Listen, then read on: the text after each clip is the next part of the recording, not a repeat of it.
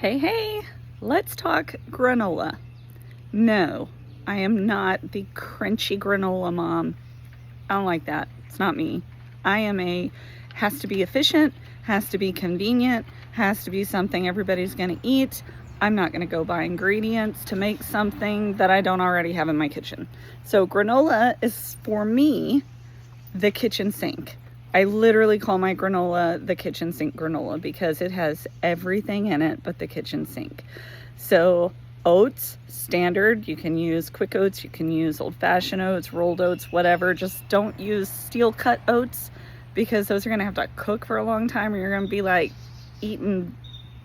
No, just don't use those. They need to be like traditional oatmeal of some sort. And then I add all sorts of other things. My recipe is different every time, so I don't use a recipe. So I just want to teach you my method, and then you can use whatever you have in your kitchen. But I always have some sort of cereal, like just dry cereal. Sometimes it's Cinnamon Toast Crunch, sometimes it's Lucky Charms, sometimes it's plain Cheerios, sometimes it's Corn Flakes, whatever is like left in the bottom of the bag. Sometime I'll take multiple bottoms of cereal boxes and mix them together in just one big mason jar, and it's like the mixed up cereal. If you want a bowl of cereal and you don't know what you want, dump that in your bowl and throw some milk on it and you have a little bit of everything. I learned that from my grandpa when I was a kid, and I still do it to this day. But other times I'm making granola and I have a bunch of little pieces of cereals. I'm going to throw those into my granola recipe. Works great. I will also usually always add some sort of nut. I usually have nuts in the house. I keep almonds, walnuts. I got some pistachios the other day, which I didn't use in this recipe because I love them. I may just eat them by themselves. This one I had some dry roasted peanuts and I had a little bit of walnuts that I need to get rid of, so I threw those in there. I almost always have chia seeds and flax seed on hand, so I threw that in there. The one who loves the granola the most is my husband, and his favorite flavor is chocolate peanut butter. But all the kids like it. I like it. You can eat it on yogurt. You can eat it as a snack. You can throw it in your lunchbox as a side. I have some in my desk usually at work. But I use some cocoa powder in there. You could use peanut butter powder in there. I didn't in this one. I actually put the peanut butter into the wet ingredients that I used, which you'll see in the video. And it turns out really good, but I also add cinnamon because I like the flavor of cinnamon in the background of chocolate.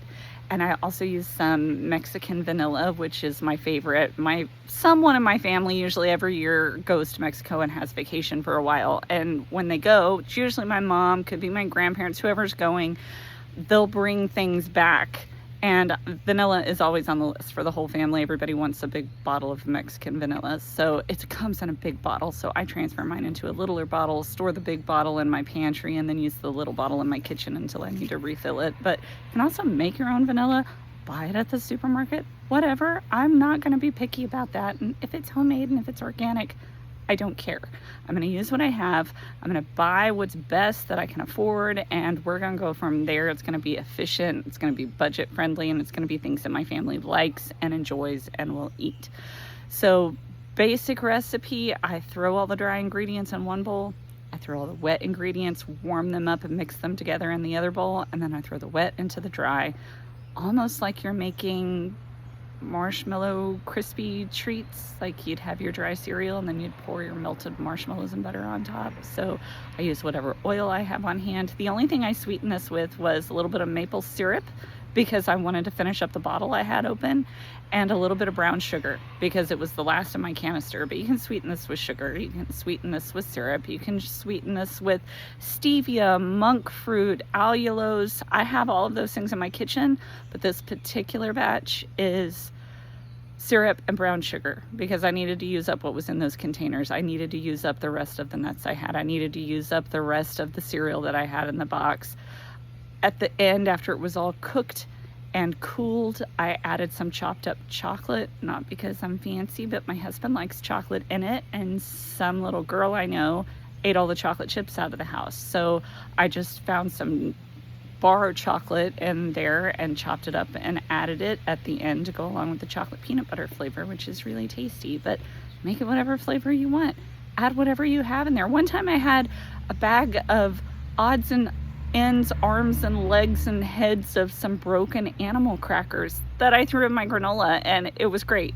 I had a little bag of stale marshmallows that we had used from cocoa season in the winter, and nobody's going to eat the stale marshmallows, so I threw them into the granola and everybody liked it. So use whatever you have, make it your own.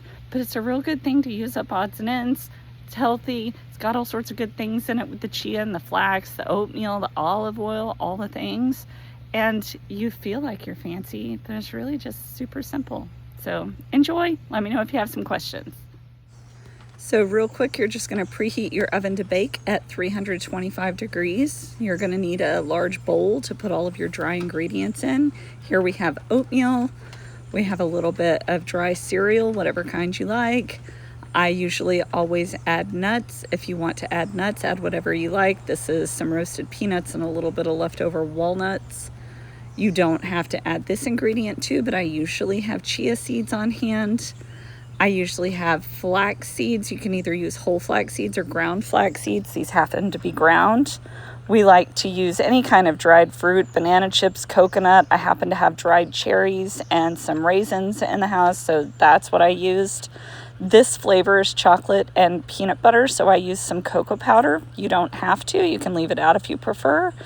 I almost always add cinnamon to my granola and a little salt because the salt will cut the sweet flavor. Once you get all the dry ingredients into the bowl, mix it together and set it aside. In a smaller bowl, I'm going to warm and whisk together some oil, whatever you like, a little bit of vanilla. This is Mexican vanilla, my favorite. Use whatever you have. I used maple syrup and some brown sugar because that is what I had on hand. Use whatever you like to sweeten it with. And then I used some peanut butter and finished out the jar of peanut butter. At the end, I'm going to chop up some chocolate after it cools and bakes, but we're going to save that for later. In the meantime, just warm up the wet ingredients, and you're going to pour that on top of the dry ingredients. And then mix it really well. You want it to not look like this. You want it to be fully incorporated so that it looks like this. Everything has a nice coating. And I have a prepared pizza pan that I just covered with some parchment paper so that the granola doesn't stick and burn while it's cooking.